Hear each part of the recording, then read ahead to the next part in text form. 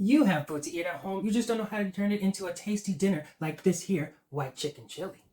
Let me show you how to make it. So I already had a half of a white onion and a half of a red onion in the fridge. Had some garlic sitting on the counter. Going to use a couple of those. A couple ribs of this celery that was sitting in the vegetable crisper drawer. It's a little wiggly. Going to use that too. And normally I don't have one of these, but I did buy it before this recipe, so it counts as already having it. A poblano pepper. All these vegetables here need to get diced small. Now, that chicken that your mother told you to take on a thaw, grab it. You're either going to send this video to her so she can know what to make for dinner, or help out with making dinner today. You need about a pound of chicken. You're going to take that and season it up with some onion powder, garlic powder, salt, and some white pepper or black pepper. That works too. Go check your pantry or cupboard and see if you have 2 cans of white beans. My white beans are going to be a can of navy beans that I had and a can of pinto beans that I had. Also, grab yourself a can of corn. So I had some cream style corn in there. I would have preferred it to be kernels of corn, but this will work just fine. Open up all your cans.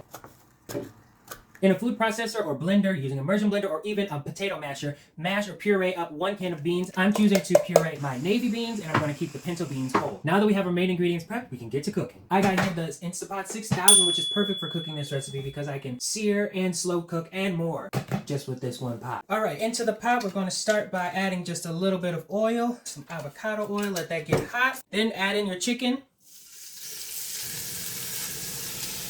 just so that we can get some color on these pieces of chicken. Don't worry if anything sticks. It'll be just fine as the wet ingredients start being stirred in. Now it's time to add in our onions, peppers, and celery.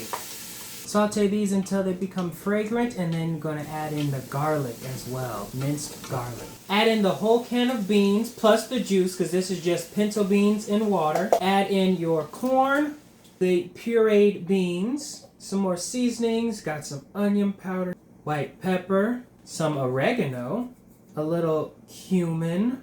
I also have here this black garlic salt. Going to add just a couple pinches of that inside. Now I'm going to add this whole container of vegetable broth. You can use chicken broth as well. This is just water with a bunch of different vegetables in it. It has some onions, some celery, leeks, mushrooms. There's collard greens inside. This is not sponsored. I'm just letting you know. It should add a good amount of flavor to this. In keeping with using what you already have, these jalapenos here were picked off of the Mexican food because we didn't want them at the time. They're going inside.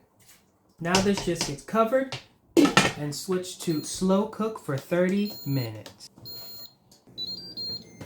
It's been 30 minutes, perfect time to taste and do any reseasoning. I shredded up the chicken that we cooked up earlier. That can get added in now.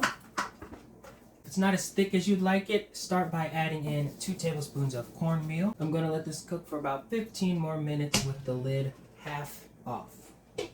I ended up letting it go for an extra 30 minutes, not 15, but here's how it's looking so far. If you want to let it go a little bit longer, that is all right. If you want to hold it warm all day, just make sure that it's at 135 degrees Fahrenheit so you don't get sick. At this stage, it's looking good for me, so let's plate some up. Ladle some into our bowl here. Top it all off with a dollop of some sour cream right there in the middle. Got some crumbles of farmhouse cheddar cheese, a little bit of chives, or no, green onions, some cilantro leaves, a couple of tortilla pieces, and then just a little squeeze of lime juice that can go in there too.